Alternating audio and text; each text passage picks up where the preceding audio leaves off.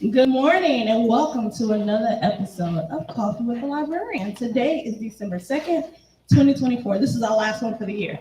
The last one. Yeah. You've done an awesome job this year. Give it up, give it up. Yeah, baby. We've had some great hosts. Just the one. And we've had some amazing guests throughout the year. But we wanted to make sure that we wrap up things with just like a moment of awareness. So, with that, let me just give you guys real quick, because it is a holiday. We got holiday stuff, because y'all asked for it all year. So, we have a holiday music recital at Forest Park on the 16th from 6:30 to 8. And on December 18th, we have our second annual gingerbread competition. You family showed up last year at the headquarters library. I'm sure you're going to show up again and show out. And remember, the winner gets bragging rights, and their gingerbread is on display for the rest of the year. So December 18th at the headquarters library from 3 to 5. Without further ado, we're going to go ahead and take it to the hostess with the mostest, Director Scott Parham. Thank you, Kim. You're welcome. How's How you doing everyone? this morning? I'm doing great. Great. Ate my fill of turkey, and yeah, I'm ready to go. It's Monday. Listen, I can't eat anything this week. I understand. I ate everything over the weekend. So, Well, as many of you who watch the show, once Kim gives her updates, we usually dive into any questions that have been submitted online so that I could respond to or give some additional clarity to. So were any questions submitted recently? we have one, and it's a big one. I don't know if I can handle it. It's Monday. You They're coming in hot on I this Monday. see. What we got? So the question that we have, like I said, was only the one, and we closed early on Wednesday. We did. The chairman sent out a Amnesty. message that all departments would close early. We were very fortunate so that folks could get to their families early that day. And travel, yeah. So thank you for that, Chairman, wherever you are. So our patrons want to know, because it was Amnesty Day and the last day of Amnesty Day, will the books put in the book drop be backdated? Yes, we will go ahead and take care of any of the books that were put in the book drops over the weekend. We realized that we were closed early. Again, nothing that we had control over, but we will make sure that the items that were returned, not just on Wednesday, but over the course of the entire weekend, will be backdated and receive amnesty for that time period. Awesome, that was so nice. Is that your gift for Christmas? Well, it's part of our giving thanks to our community. Again, why we do the amnesty event in the first place. So, That was the only question we that had. was it. Yeah. All right. Told you it was big. That wasn't that bad. Yeah, that wasn't that bad at all. I do want to remind folks again that starting January 2nd, when we come back after the Christmas holiday, the library system, the entire library system will have new operating hours. So please be mindful of that. Check the website. There should be flyers posted on each branch's door. So just as a reminder, things will be changing a little bit starting January. So without further ado, let us jump in. We have another wonderful guest this morning, and I'm going to ask her to introduce herself, and then we're going to jump on into it. Well, good morning, Clayton County. Hello, hello. Thank you for having me today. I am Dr. Keisha Buchanan. I am the owner of Next Step Counseling and founder of Relief, Inc. We are located in Fayetteville and provide mental health services. Professionally, I am a licensed psychotherapist in the state of Georgia, Florida, and South Carolina. I've been working in this profession for a little over 15 years. I was just sharing with someone in the library staff earlier that I got my start just behind this building over at DFAS. Yeah, absolutely. Early 2000s, I started after my master's program, was working there in CPS. So I'm back home, I guess I could say. Yes, you are. Yes, you are. Yeah. So in my role, I provide mental health services, training, counseling, education, consulting to individuals throughout the state of Georgia. And my group practice, we help folks help themselves even when they don't realize they need it. And sometimes they do. So it's me in a nutshell. Very nice, very nice. And you may be asking, why now? Why now do we have Dr. Buchanan on? Well, the first question, hopefully we'll dive right into that. And it is, what is seasonal affective disorder, or SAD? And what are the symptoms? So Seasonal affective disorder oftentimes is recognized this time of the year. And what it is really, and so I'll clarify a couple of things. Some people get seasonal affective disorder and the holiday blues kind of blended together, and they're two separate things. And so seasonal affective disorder is a type of depression that happens twice a year, 2 seasons, right? Most of you are familiar with the winter seasonal affective disorder, which is most popular. And there's also a summer seasonal affective disorder. And so typically around the fall time, for about 4 months in the time span, individuals who have less access to light because daylight saving time changes, so that access to vitamin D from the sunlight impacts our mood, our serotonin levels, and our body's ability to produce as much melatonin as possible. And so what happens as a result of that, we have low energy and fatigue, there's difficulty in concentrating, some increased need for sleep, we call it hibernation, or that insomnia, hypoinsomnia, feelings of depression and hopelessness. Those things happen, and they start to happen during this season. Individuals who may have been diagnosed with depression, bipolar, or any of the mood disorders are more inclined, they have a higher threshold for being able to be diagnosed with seasonal affective disorder. It's more common in women than men, but it impacts us all. And so seasonal affective disorder, again, is a type of depression that happens when there are daylight changes, not calendar changes. So when there are daylight changes, like daylight savings time, so it gets darker earlier. So at 6 o'clock, right? The kids are coming in because it's dark outside. So we get less light. And because of the less light, right, it impacts our brain's ability to produce the chemicals necessary to sustain us. Nice. Now you mentioned summer also is a period. What are the characteristics of someone being affected during the summer? So with summer, it's kind of opposite of the winter. So in winter time, when we have SAD, you see individuals sleeping too much, right?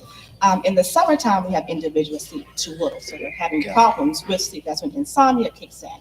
You see more fatigue and irritability.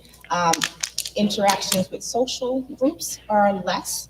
They're agitated more, and there's still that sadness, right? The depression part that kicks in. And so it's kind of the opposite. So winter, we hibernate. Both still have those periods of loneliness that qualifies for depression. Nice. And so if they think that they are suffering from SAD or SAD, are there things that they can do to help combat that or to address that issue? Most definitely. Right. And so the internet has been a great tool and a detrimental tool in one, right? Because I call it Dr. Google. Sometimes we diagnose ourselves with things that we don't have. Far too often. Far too often. So if you think that you are experiencing any symptoms of SAD or depression or any mental health disorder, I do encourage you to go to a credible source to look at what those symptoms are. And that could be NIM, the National Institute of Mental Health. You could look at your mentalhealthamerica.org, talk to your doctor, your primary care doctor. They have screenings that they will do for you in the office to see if you're meeting those qualifications, or talk to a therapist. And so if you recognize that your mood is shifting, that you're a little more irritable, you're sleeping too much, you're not eating as much, and you're noticing that shift in your ability to be as chipper as you normally are, that's enough for you to be able to say, let me talk to someone. And so sometimes we can recognize those symptoms and say, yeah, it's just I'm having a bad day. But if it's lasting for, I would say, at least a 2-week period of time or longer, and you're not able to shake it, it's time for you to talk to a professional. Nice. Okay. Very good. Now, there have been some recent studies that reveal or show that SAD affects men and women who are active duty military. They're stationed away from their home and their families and what have you. Are there support systems in place that may help them? TMI, my brother, who has recently been deployed to Iraq, comes home next week. Yes. And we are very, very ecstatic about that. But I know my sister-in-law has been, I don't want to say suffering, but I know that she has been feeling some kind of way during this past year that he's been gone. And it may be related to SAD, and it may just be related to the situation. So, but are there resources in place for active duty military families who may be going through mental health issues? Yes. So I'll start with giving props to the VA. The VA does have services and have several companies in which they contract with to provide services to the military.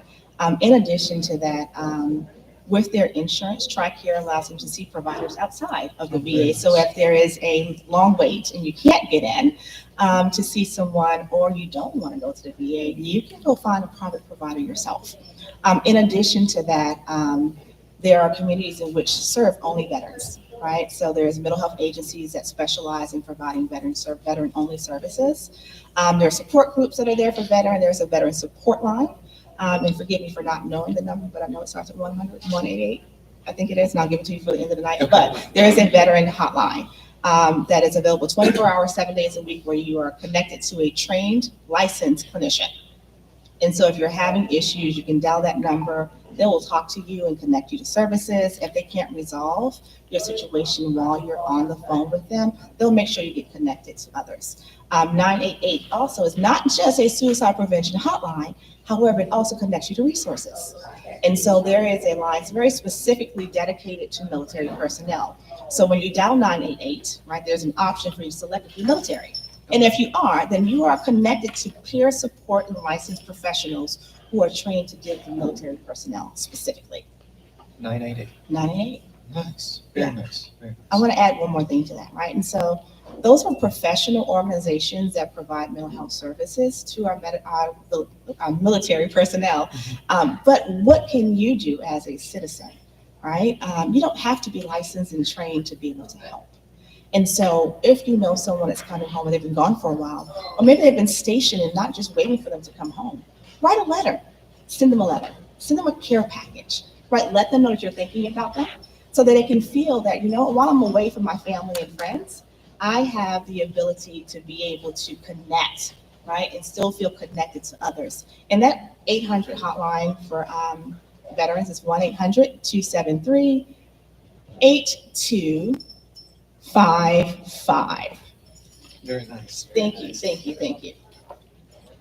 With the rise of social media, and we talked about Dr. Google a moment ago, how has that impacted your work in your practice? Are you finding out that folks are more aware, or are they, again, going down that path of Dr. Google, self-diagnosing, and you're now having to, I guess I'll say, work harder or have different strategies, maybe because someone has been online and looked up a whole bunch of stuff that may or may not be accurate? So the rise of social media has done several things. It's been beneficial as well as detrimental. Right. From the beneficial aspect, what it has done is allow individuals to kind of remove that stigma of mental health. If you follow YouTube, not YouTube, but your social media platforms, your Twitters, and I think it's, what is it, X now, not Twitter? Yes. Right, X, TikTok, all those things, you have individuals who are sharing their story and speaking publicly about how mental health impacts them. From that perspective, it removes the shame of mental health and helps others be able to realize that they are not alone. And so in that aspect, social media is helpful. But it's also detrimental because with social media and the immediacy to be able to see things and for folks to be able to put out whatever they want, right? Increases bullying, right, when it comes to our teenagers. Comparison for those who are having struggles with self-esteem. So there's that comparison of their lives. The woulda, shoulda, couldas come in because this person has a picture perfect family. These pictures are flawless, right? But there's filters, right? And we post things, or people post things that they want you to see.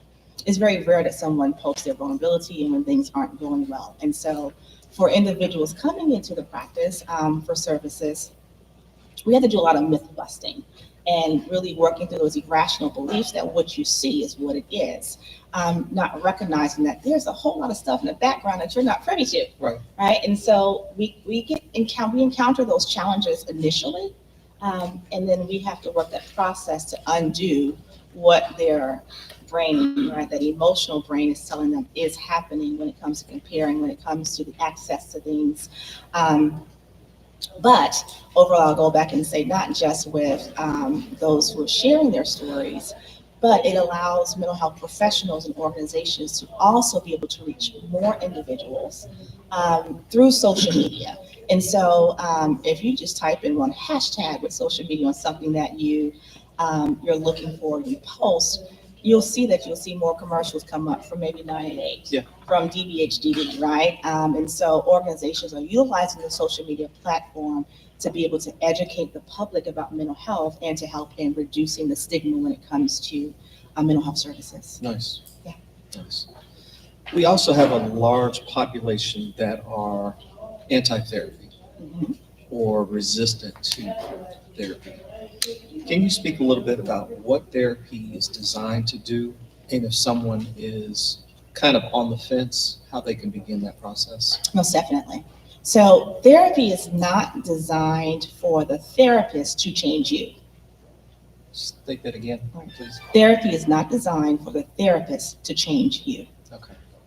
It is designed for the therapist to help you facilitate the process of change, right? And that is teaching you skills, helping you to be able to see different perspectives, changing maybe some core beliefs that were formed in experiences that does not generalize to everything in your life, because our experiences shape our beliefs, what we think.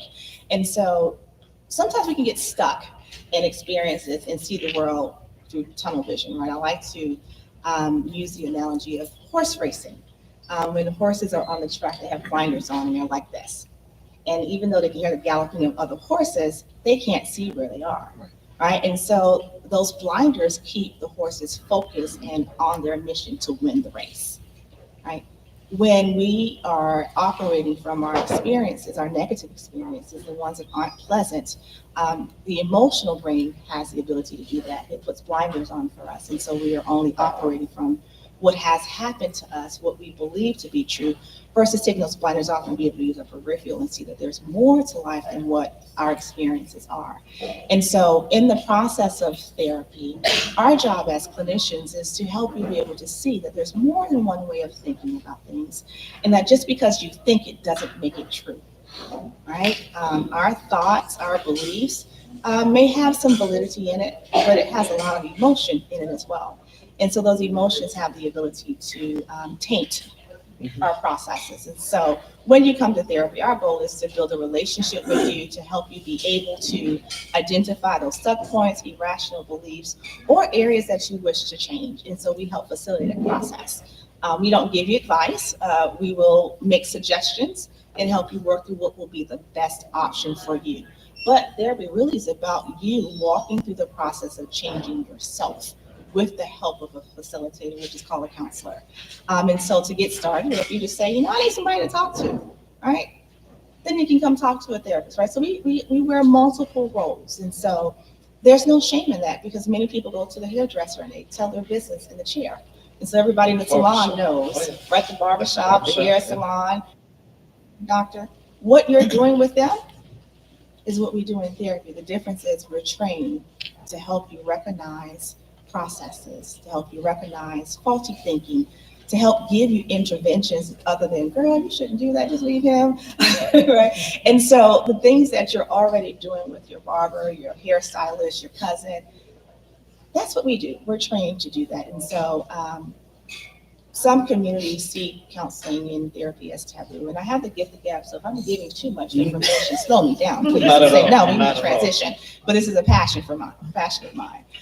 And so that reluctance of not going to therapy is not for, and here's my air quotes, crazy people. Throw that out the window, okay? Therapy is for all of us. And here's something I'll have you leave with, and I hope I answer the full question. I'll look back at my notes. Your brain is your White House. It dictates everything that your body does. Mental health is a brain issue, right? So depression, brain. Anxiety, brain, right? Personality disorders, all of that happens here, right? And so when you think about your health, and if you're focusing on your physical health, but not your mental health, you're not doing your body good, because you're leaving off a major component of what really gets your physical health in line. If the brain dictates what happens with your body, how do you neglect it when there's something going on with it? And so when you care for your physical health, do the same and care for your mental health, right? You don't have to have anything wrong to come see a therapist, right? You can come in for a couple of sessions, you can be there for a couple of years, depending on the modality in which the therapist is utilizing when you are seeking therapy. But I encourage you to do so, right? I'm going to say 99.9% of health insurance provides mental health coverage. And even if it doesn't, right, all the counties in the state of Georgia provide mental health services through their community service boards, right? So Clayton County has a community service board, which is in this very same parking lot as the library. And so each county has a service board where you can go in and receive services. If you can't afford it, it's okay. They'll still see you. And so don't allow shame, historical things. And we don't talk our business to other people. We talk our business to other people, right? Don't allow those preconditioned things to stop you from maximizing your best self. So you come in, you see us, some folks have a couch, some folks don't. What you see on TV oftentimes really isn't a true representation of what happens in therapy. And if you try it out and the person's not the right fit, guess what? You don't have to stay.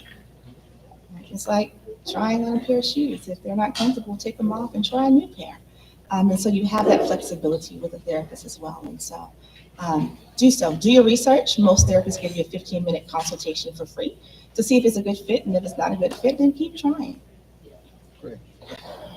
Along that same vein, a lot of folks, I think, equate therapy also to being on medication. Or they think that they have to now be on medication because of either an imbalance or something else. And you talked about the physical health. Can you talk about the medication treatment aspect? And are there alternatives to going on medication to help deal with some of the mental health issues? Yes. Right. So coming to therapy does not require medication. So I'll give you a couple of options, and I'll look at my notes so I can make sure I hit all the points that you asked. So every diagnosis does not require medication. Will medication help for some of those things? Most definitely. And can you work through some behavior changes, some adjustment issues, grief, sadness, things of that nature without medication? You can.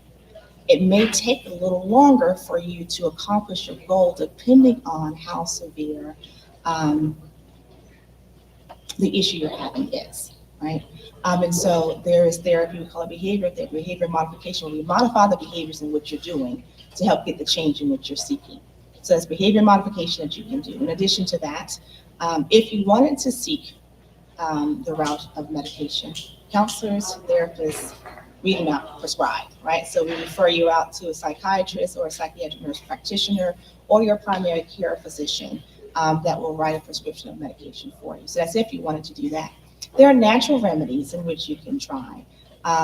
In your herb stores, I would say anything you try, right? Make sure that you consult a professional.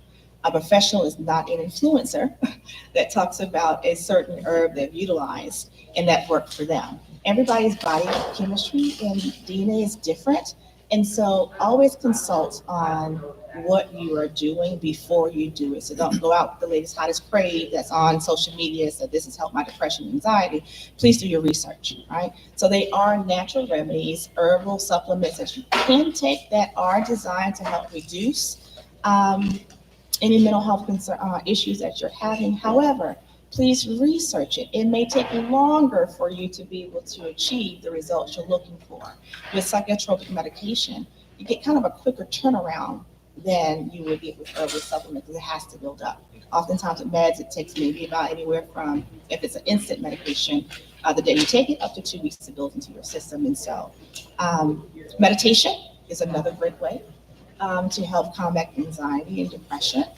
So meditative practices, right? That's a build up and you have to get accustomed to it, but it is very effective. There's lots of new research on music therapy. A couple of years ago, we found that 60 seconds of one song, right? A song that is positive and uplifting starts to shift in your mood, your brain starts to change. And so there's lots of now, even primary care doctors, the American Physician Association is doing a really massive study on music therapy and its effectiveness to be able to reduce mental health symptoms such as depression and anxiety. In addition to that, physical activity, right, is known to reduce your symptoms by about 30% without medication when you have some activity. Last time I checked, it was about 4 days a week, 30 minutes minimum of physical activity to be able to help to boost your mood. So it's a variety of things that you can do aside from just popping a pill. Now, some mental health disorders do require medication. Okay?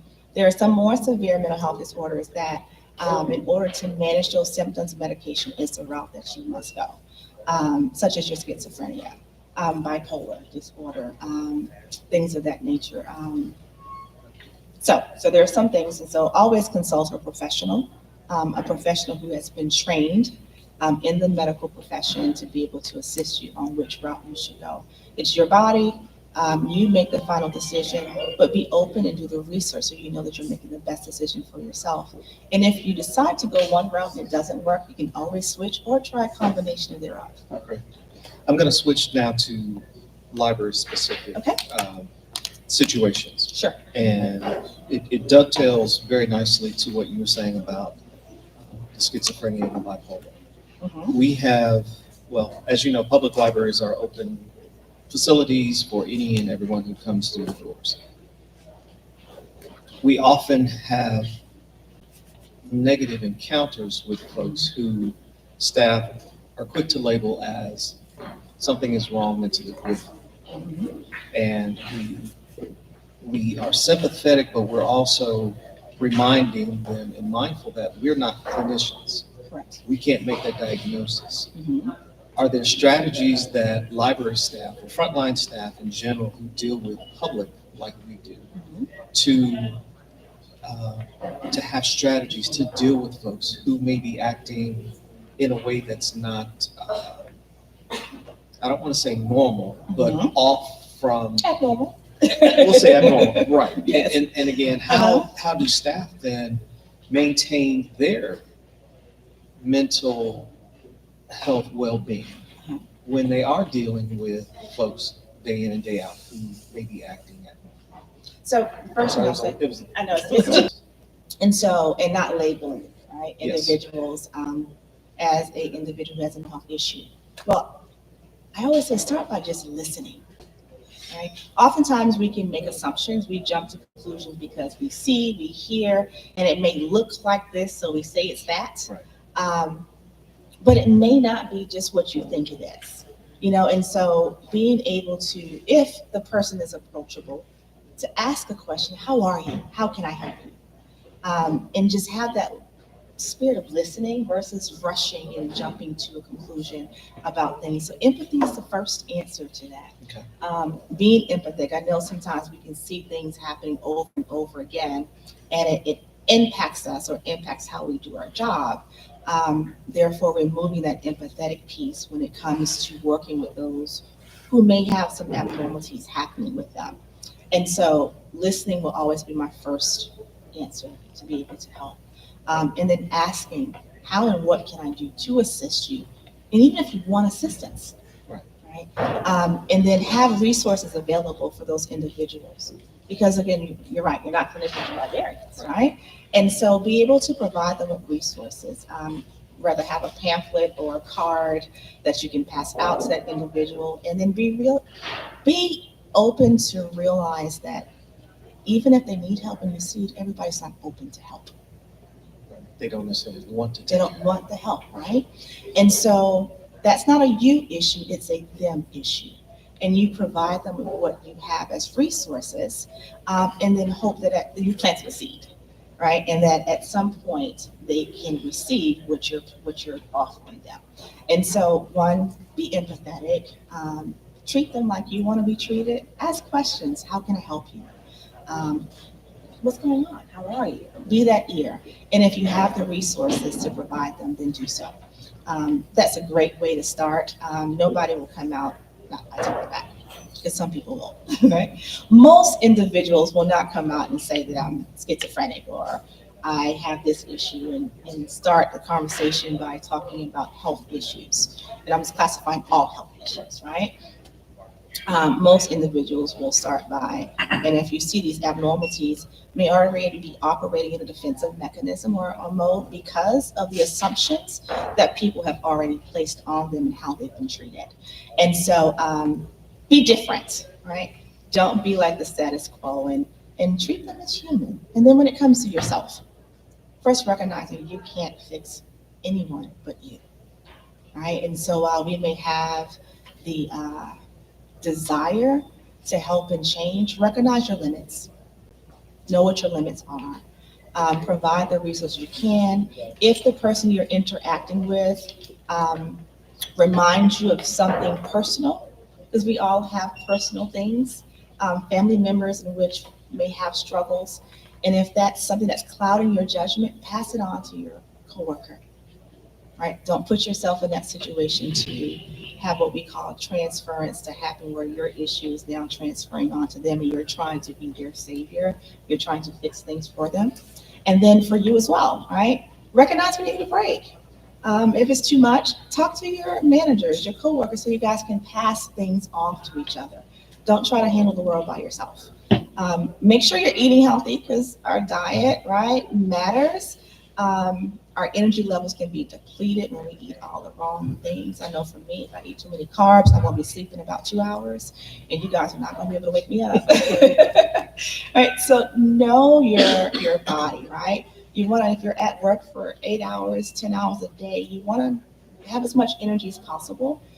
This library is big, right? Instead of sitting behind the desk, this is an assumption I'm making, right? So instead of sitting behind the counter or standing behind the counter, take turns and walk the building. Go outside and walk the perimeter. I don't know how long your break is, but it should be a really nice trail over here in the parking lot. I think I'm gonna get some feedback on this one. That is beautiful to walk. At least it was when I was working here, and I would come over here and my son would ride his bike on the trail. The scenery is amazing. There's a little creek going to cross over back there somewhere. I know everybody's not at the main library, but you see me reminiscing now. I heard this was light, and I can kind of go off key, but it's still relevant to you. And then plus the sunlight is outside. The sunlight gives you vitamin D, which helps to increase your brain chemicals to make you happier. Recognize when you aren't okay and seek help. I know for a fact that Clayton County offers EAP services, and even if you're not full-time, EAP is not based on your employment status. It's just based on you being employed with the county. And so if you don't have full-time benefits, it's okay. Utilize your EAP. Talk to someone.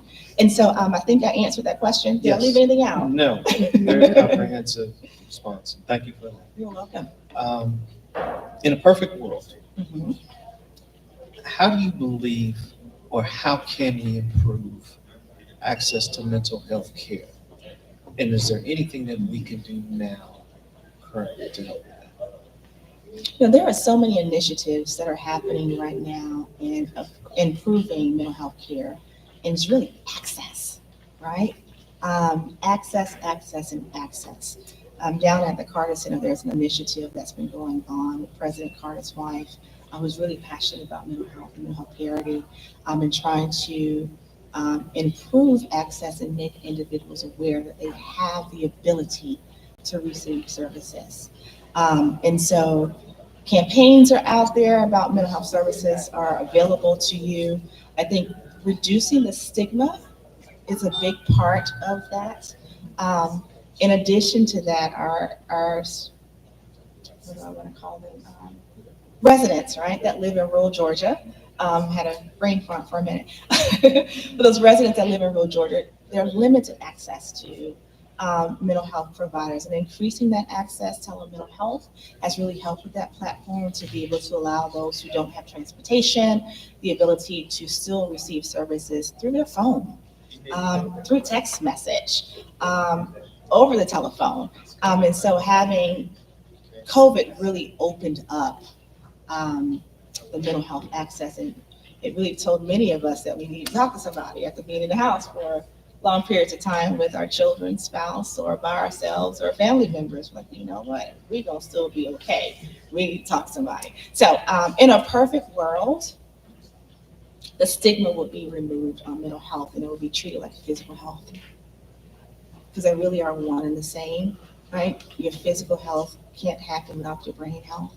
And because mental health begins, stores, and is in the brain, if we don't see them as separate, but we see them as one because we are one person. We can't chop off our head and the neck down keeps working. It stops, you will drop dead, right? And so being able to see mental health, the way we see and prioritize physical health in a perfect world, but then I believe gives equality to both, removing the stigma. While some people still don't go to the doctor for physical health, right? Because of historical things or just not a belief in doctors. We'll still have those individuals who won't access the service, but increasing access, awareness, and reducing the cost on mental health services as well. Not from a provider perspective, but from a carrier perspective. So with health insurance, many have moved to no deductibles, so you don't have to pay a deductible when you go see your provider. So looking at those things to be able to make it financially accessible and then also accessible wherever you are. Kim, what do we have? Any questions come in online? What do we have? Okay, so the first question that we have is, how can you show your loved ones, how can you get your loved ones to support you when you're going through sad? Great questions. Oh, great question, excuse me. One, education, right? Many family members who are unaware of mental health issues, what it looks like, won't know, one, how to support you, two, will chop it off to being something else, and maybe you're being too dramatic or just get over it, right? Wiping tears from your face and you can get through this. And so the first thing is to educate. I always tell folks, in order to get someone to be able to help you, you gotta educate them on what's happening. And so if it coming from you and you saying, this is what I'm going through, they don't get it, man, the websites are amazing. Again, I go back to NIM, the National Institute of Mental Health.gov, have amazing brochures that you can download and print, that you can share with your loved one and say, you know what, this is me. This is what I'm experiencing now. And then the next thing for you to realize is that you have to give them time to accept it, to realize what's happening with you, because they won't operate in your time even though you need it. And so if you have loved ones who don't understand what you're going through, I encourage you to have a support system that does, right? Whether it's a therapist, a friend, church group, your colleagues, whoever it is, right? Have and build a support network. There's lots of great support groups that are free. And social media has created this as well, right? That allows you to join these support groups that are actually valid support groups for you to be able to join. And so connect with those who do understand. But when you connect with those who do understand what you're going through, make sure they're doing something about their thing. Right? It's one thing to connect with a group and you all sit there and have the same issue, but nobody's building and doing anything about it. It keeps you stuck. But when you connect to a group that is actively doing something about it, that's different, right? Because you're now facilitating change and you're encouraging and supporting each other. But when it comes to your family, educate them first and then give them time to be able to see what's happening with you so that they can then make that approach that you need for support. And then share, what do you need? Share with them what you need. Thank you. You're welcome. What else? The next question is, as a parent of an adult child, how do you assist them when they're diagnosed with mental health issues? So that one's a little more complicated, right? So once you're an adult, right, services have to be sought by the adult, right? Unless that adult is incapable of making life decisions for themselves. And if that is the case, then you have to go through a process, right? A court process where you then are able to get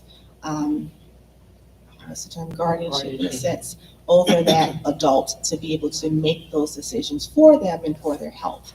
But again, when it comes to adults and being able to, as parents of an adult individual who have mental health issues, right, you can't force them to do so.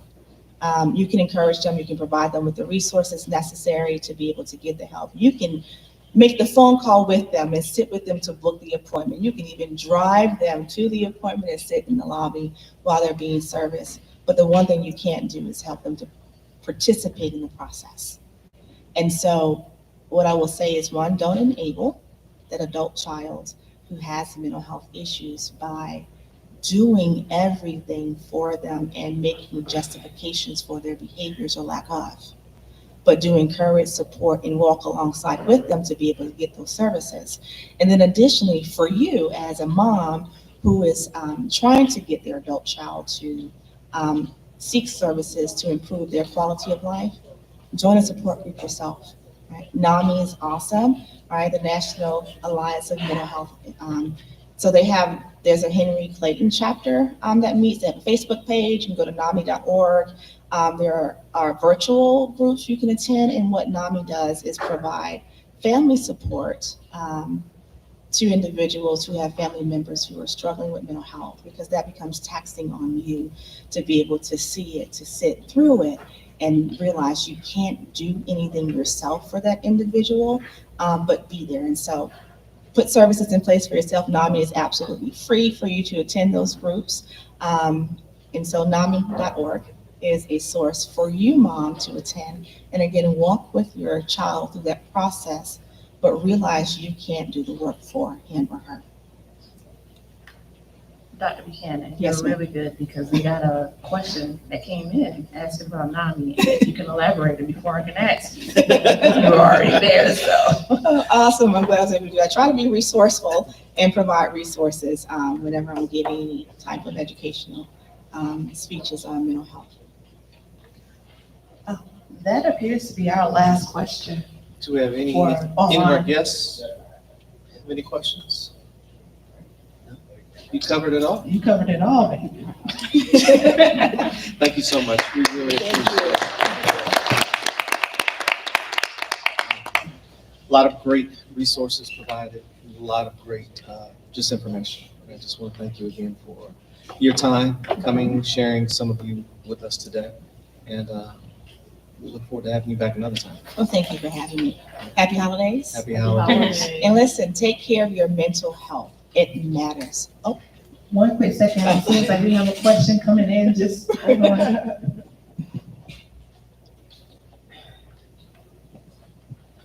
Typing.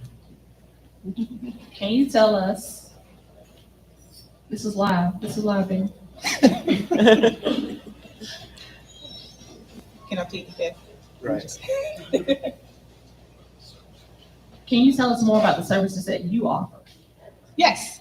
So at Next Step Counseling, we provide individual, family counseling, group therapy, as well as couples, co-parenting. We provide training, consultations, assessments. We cover the full gamut of mental health services. We do not prescribe because we're not prescribers, but we do have relationships with individuals who do so. My practice has, I think I'm at 6 clinicians. And so we specialize in grief, trauma, couples, and then we work with children starting at the age of 5 and going up. We service adults through adulthood as long as they want to come and they're capable of doing so. Our services are virtual and in person. It's holiday season, and so we get lots of calls about people wanting services. In addition to that, I mentioned also that I have a nonprofit named Relief, which provides mental health services to first responders. And so that branch of the organization does the same thing, but it's specifically directed to first responders, our nurses, ER doctors, police officers, firefighters, military personnel, because we work with them because they experience a whole different, experiences and the things that they see, because most times their trauma is what they see back to back, and it's fast paced for them. And so those are the services that we provide at Next Step Counseling. We're located in Fayetteville, Georgia. Our website is yournextstepllc.com. And we are on Facebook, Instagram, and We're not on Twitter. I think that's everything. I hope it answers. And we take most major insurance. I have one left. I'm sorry. Go ahead. Do you have a pamphlet of these different services? I've been dealing with Alzheimer's and dementia, Mhm. and I'm trying to seek out different support groups or whatever is needed for him, because I'm the only person that's helping him along his struggle. And it's kind of mind-boggling. It's like a caregiver Mhm. burnout for me. Yeah, caregiver burnout is real. I was just wondering, do I just go online, or do you have a pamphlet with all of the services there? So I do not have any pamphlets with me, but I can talk to you offline when we're done about some resources that may be beneficial for you and your loved one. And I have one last question, and it's a question that I've always wanted to ask. Do counselors or therapists also seek out therapists? You handle a lot, or therapists handle a lot. How do you deal and process with the folks that come to you? Because it's got to, at some point, weigh on you. Like that. So how do you relieve that or release that? So I'm gonna start forward and work through the Okay. answer, right? So most master's programs, which you have to have at least a master's degree to be able to be licensed as a counselor or a therapist, require their students to go through counseling. Because you gotta know what it feels like, right? To be in the chair and to be on the opposite side. And so that starts that process of saying, get your own help, right? It is heavy, especially when you work with individuals who have traumatic experiences. So you hear a lot, you take on a lot. And so, yes, therapists should have their own therapist. It's healthy. It is a great thing for us to be able to do, is to be able to talk through what we go through and we experience. And so there are a couple of ways we do that, right? We have consultation groups where we all meet and kind of talk about what we're doing, what's happening to us and how it's impacting us. And then we go sit down and see our own therapist. Everybody doesn't, but should, right? They should do so, because again, when we don't do those things, we don't practice self-care for ourselves, then we become what we call impaired, right? Just like an impaired driver, you're drinking and you think you're driving straight on the road and you're swerving and don't realize it until you get pulled over. Same thing happens to us, right? I was driving straight, officer, what are you talking about? That didn't hit a nerve. Just Okay, okay. And so we become impaired too. And our impairment leads to ethical issues, right? And ethical issues lead to violations and boundary crossing with clients, and the possible loss of your license. And so it is highly encouraged for therapists, counselors, psychiatrists, social workers, psychologists to have someone that they talk to do our own check-in, so that we aren't just carrying on top of things that happen. Be able to pour out some. Yes. Thank you. I've always wondered. Got no more? Man, I don't know about you, but this has been outstanding. And again, we thank you again for being here today. We spoke at our staff development day, and our staff is wanting you to come back to provide another broad overview, spend a little more time with us, and we'll definitely make sure that happens. Awesome. I'll be excited to come back, so I'll give you my closing points. Okay.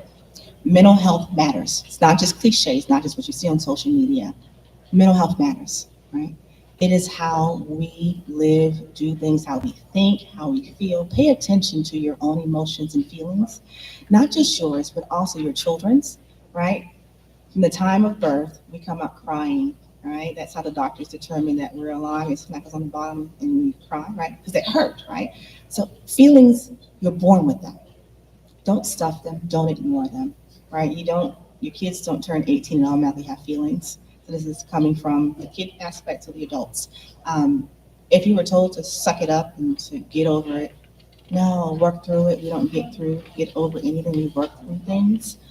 So please pay attention to your mental health. It won't hurt you to go see someone one time. If you're questioning, if that thought's in your mind, should I talk to someone? This has been happening for some time. Maybe I haven't really gotten over the breakup or the loss or what's going on. Please check in with someone. You deserve it, right? You deserve it. So be kind to yourself and see someone. Thank you for having me. Thank you. Happy holidays, and until our next episode, thank you for tuning in. We'll see you the next one, Coffee with a Librarian. Have a great day.